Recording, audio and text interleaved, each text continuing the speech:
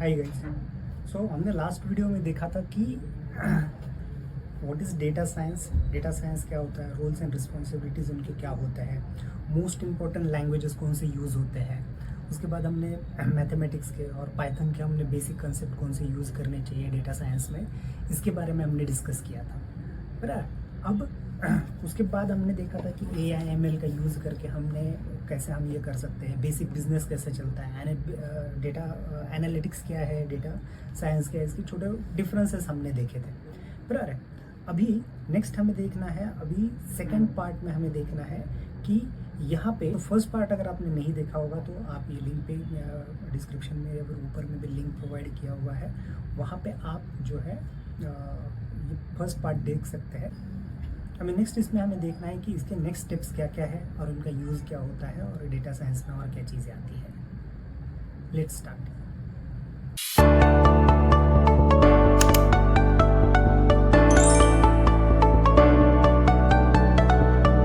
Mathematics में कौन सी चीज़ें चाहिए या फिर बेसिक मैथमेटिक्स में हमारी कौन सी चीज़ों की ज़रूरत पड़ सकती है। तो बेसिक मैथमेटिक्स में आपको स्टैटिस्टिक्स, लीनियर अलजेब्रा हो गया, कैलकुलस हो गया या फिर आपका प्रोबेबिलिटीज हो गया, इन चैप्टर्स की जरूरत पड़ेगी। क्यों जरूरत पड़ेगी? बिकॉज आपको डेटा साइंस, देखो ये डेटा रहेगा, इनको आपको प्रोबेबिलिटीज पे सारी चीजें चलती है। बराबर। 11th में 12th में ये चैप्टर रहता था प्रोबेबिलिटीज का, कि क्या प्रोबेबिलिटीज हो सकती है। बराबर। तो उस प्रोबेबिलिटीज के ऊपर भी बहुत सारा डेटा का चीज जरूरत पड़ता है। अपार्ट फ्रॉम दिस, अब आपने ये तो डेटा ले लिया, उनके पिन पॉइंट ले लिए, अब इनके अगर आपको सामने अब डेटा साइंस बन गया और डेटा एनालिटिक्स का आप जॉब करना शुरू कर दिया, बट आपका ये डेटा जो आपने जो रिक्वायरमेंट गैदर करके क्लाइंट से लेके जो आपने उनको अभी प्रोवाइड करना है, कौन से फॉर्मेट में आप करोगे। तो वो अगर आपको देना है सामने वाले को, तो उनको अगर आपको देना होगा तो वो इधर ग्राफ फॉर्मेट में हो सकता है, बराबर, या फिर चार्ट के फॉर्मेट्स में उनको डेटा देना पड़ेगा। इसके लिए अगेन फिर आपको पाइथन में क्या और दो कंसेप्ट सीखने पड़ेंगे या फिर दो लाइब्रेरीज देखने पड़ेंगे।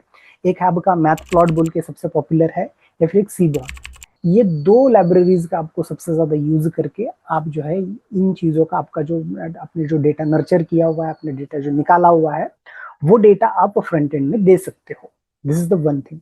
सेकेंड, अगर आपको बेसिक एक्सेल का भी नॉलेज होता है, why the basic Excel knowledge is required, the reason is why, because इसके लिए आपको बहुत ज्यादा एक्स्ट्रा एक्सेल लाने की जरूरत नहीं, बट इससे कोई छोटा मोटा डेटा अगर आपको प्रेजेंट करना है तो it will be better for this.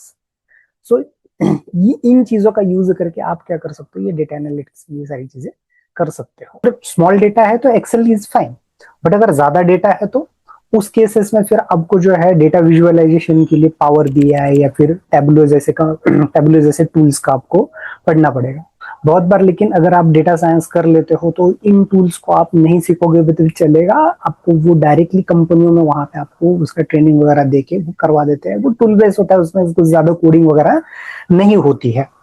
बराबर। अब इसमें फोर्थ चीज क्या आती है? Machine learning. बराबर। अब ये मशीन लर्निंग में क्या होता है कि इसमें भी अगर आप देखोगे तो एक 4 टाइप ऑफ चीजें आती है। सुपरविजन आता है, सेमी सुपरविजन आता है, अनसुपरविजन आता है, या फिर आपका यहाँ पे रीएनफोर्समेंट आता है। तो इन 4 चीजों के ऊपर अगर आप देखोगे तो मशीन लर्निंग चलता है। मशीन लर्निंग में आप क्या करोगे तो जो आपके मॉडल्स हैं उनको आप ट्रेन करोगे। अब उसमें वो कौन से टाइप के ये हो सकते हैं वो इनमें बहुत ज्यादा डिपेंड करता है। एंड डेफिनेटली हम सारा डेटा के साथ काम कर रहे हैं, तो फिफ्थ हमें इंपॉर्टेंट काम में आता है, वो है आपका SQL। बिकॉज सारा डेटा जो है वो बिग डेटा हो गया या फिर आपका ये बड़े बड़े डेटा जो है डेटा वेयर हाउसेस में वगैरह स्टोर होता है। एंड ये सारा डेटा जब आपको निकालना है या फिर उसका यूज करना है तो आपको SQL आना जरूरी है। बेसिक SQL तो एटलीस्ट जरूरी है, बहुत ज्यादा जरूरी ये नहीं है। तो database related and SQL related stuff आपको पता होना चाहिए। अब ये सारी चीजें आपने अगर सीख ली, बराबर, डेटा साइंस का देख लिया आपने, AI का देख लिया, मशीन लर्निंग का देख लिया, डेटा विजुअलाइजेशन, मैथमेटिक्स का बेसिकली आपने कंसेप्ट कर लिए। इसके बाद एक इंपॉर्टेंट पॉइंट आता है कि अगर आपको ये प्रेजेंट करना है, जैसे आप एज ए फ्रेशर बोलते हो तो भी प्रोजेक्ट एज ए प्रोजेक्ट बोल के आपको कहीं पे प्रेजेंट करना है, बराबर, या फिर आपका प्रीवियस कुछ एक्सपीरियंस है एंड आप डेटा साइंस के फील्ड में आए हो, तो आपका जो प्रीवियस एज एक्सपीरियंस आप अगर आप ये करना चाहते हो, तो कैगल बोल के एक वेबसाइट है जिसके अंदर आप आपका क्या कर सकते हो, प्रोजेक्ट बना सकते हो, पूरा प्रैक्टिकल आप इसके ऊपर देख सकते हो। अब ये सारे प्रैक्टिकल्स आप गिटहब, अब ये गिटहब एक बोल के वेबसाइट है जिसके अंदर आप रजिस्टर करके आप ये सारे रिसोर्सेज यूट्यूब पे आपको फ्री में अवेलेबल है, बराबर। तो वहां पे आपको रजिस्टर करना है, रजिस्टर करने के बाद वहां पे आपको ये सारी चीजें जो है गिटहब के अंदर मिल जाएगी, एंड फिर आप उसके ऊपर आपके प्रोजेक्ट बना के आप वो चीजें प्रेजेंट कर सकते हो। और लेट से किसी को लग रहा है ये बहुत बेसिक हो गया है, इसके आगे अगर मुझे कुछ करना है तो उन चीजों के लिए फिर आपको अगर लेट से बहुत ज्यादा डेटा में इंटरेस्ट आ रहा है तो आप बिग डेटा कर सकते हो, बराबर। या फिर अगर आपको ज्यादा अल्गोरिथम में अगर ज्यादा इंटरेस्ट आ रहा है तो उस केस में आप फिर ये डीप लर्निंग कर सकते हो, डीप मशीन लर्निंग कर सकते हो, न्यूरल नेटवर्क कर सकते हो, अल्गो न्यूरल नेटवर्क कर सकते हो, CNN नेटवर्क, ऐसे कंसेप्ट को आप कर सकते हो। ये डेटा साइंस रिलेटेड है, मशीन लर्निंग के इसके आगे के स्टेप्स है। बट अगर आप ये चीजें करते हो और अगर आप बड़े कंपनियों में जाना चाहते हो, गूगल, माइक्रोसॉफ्ट या फिर फेसबुक, ऐसे कंपनियों में अगर आप ये डेटा साइंस का जॉब करना चाहते हो, तो उन केसेस में वहां पे मास्टर डिग्री या फिर PhD डिग्री बहुत इंपॉर्टेंट मांगी जाती है। बाकी स्मॉल स्केल इन कंपनी में इनका जरूरत नहीं होता है, बट ये बहुत ज्यादा रिक्वायर्ड होता है while you are working on this things.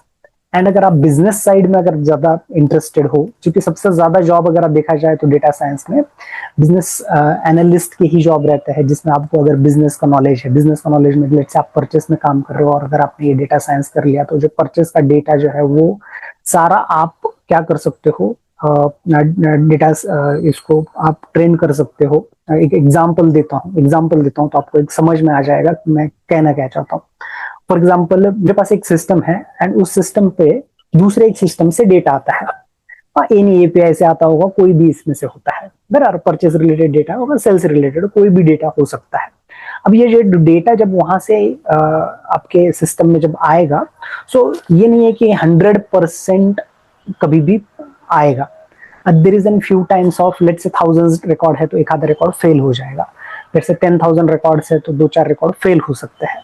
तो ऐसे अगर आपके कुछ रिकॉर्ड्स फेल है, उनको ट्रैक करना और उन डेटा को आपको चेक करना। अब मैं ये बहुत 1% 0.5% का मैं एक्सपीरियंस बता रहा हूँ, but it will be an painful process, क्योंकि उस केस में वो नया टिकट बनता है, उसके ऊपर फिर वो रिस्पेक्टिव पर्सन को असाइन होता है और उसमें टाइम चला जाता है। उसके जगह पे आप अगर ऐसे चीजों को ऐसा चीजों का अगर आप डेटा साइंस का एक आधा या फिर आपका एक मशीन लर्निंग का एक आधा मॉड्यूल बना देते हो एंड इसका अगर उनको अगर आप ट्रेन कर देते हो कि अगर ये केसेस में ये फेल हो जाता है तो आपको ये करेक्शन करना है, ये केसेस में आप फेल करता है तो ये करेक्शन करना है। इनिशियल स्टेज में अगर आप देखोगे, इनिशियल स्टेज में अगर आप देखो तो आपका 80%, 82-85% आपका करेक्ट वो चलना शुरू हो जाएगा फेल्यूर में। एंड जैसे जैसे फिर वो ज्यादा ट्रेंड होते जाएगा, उसका आप वैसा आप टाइम स्पैन बढ़ा दो, तो उसके बाद ये क्या हो जाएगा, आपको बहुत ज्यादा यूजफुल हो जाएगा for this kind of corrections. तो ये ऐसा नहीं है कि स्पेसिफिक कोडिंग वाले बंदों को ही है, बिजनेस के बंदे के यहाँ पे भी आप ये चीजें अप्लाई कर सकते हो।